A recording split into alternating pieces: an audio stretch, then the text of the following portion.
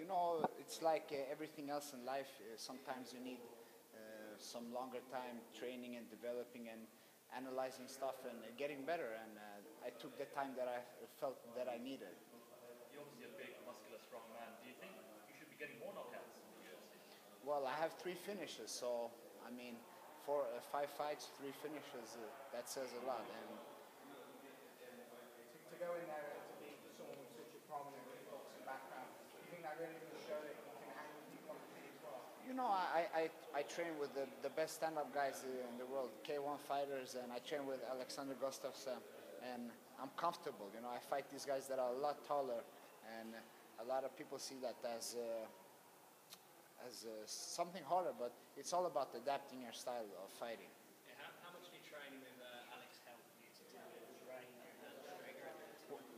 Well, me and Alex, we train on a daily basis.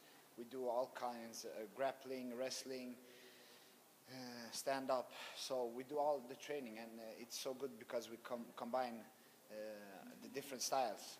You fought in the UK before, but what was it like out there with that arena? I love the arena, and what can I say? I love the UK crowd. You know, I fought in London first, I fought in Ireland, here in Scotland, and the crowd always gives me a good energy.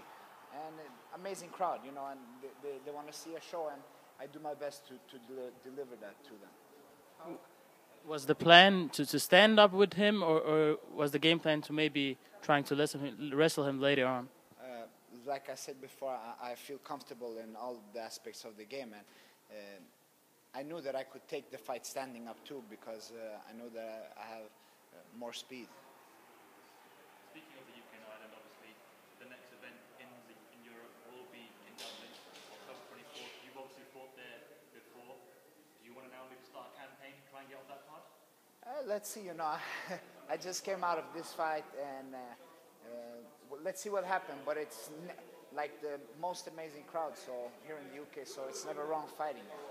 When do you think you would be ready to fight again? Let's see what opponent and when. Do you have any injuries, or before the fight or during the fight? Do you feel anything, right? Well, actually, I had a neck injury like 3 weeks before the fight, and I had problems sparring the last 2 weeks of I did not do the last 2 weeks of training before the fight. I didn't do any sparring, so it was hard, you know, adapting before the fight and stuff. But this is in all fight camps. There's always some kind of injury or some kind of complications. Either you get sick or something. You just gotta go with it, and when the fight day comes, you see what happens. Was it a serious neck injury? Pretty serious, yeah. Were you close to maybe pulling out of this fight? Yeah, it was close, and but I couldn't wrestle and I couldn't spar, so I did a lot of conditioning and did the best of the training. So you're going to need to take some time out to Yeah. Did it make it even sweeter than knowing that, you know, all the adversity you faced coming in with that injury, you coming in just, you know, secure such a top knockout? Yeah, you know, but it's like this, you know, I wrestled many years before, and sometimes when you go in with injury, you have like nothing to think of. You just go in and do what you can, and there's no ultimate way to come in a fight. You always have some kind of problems.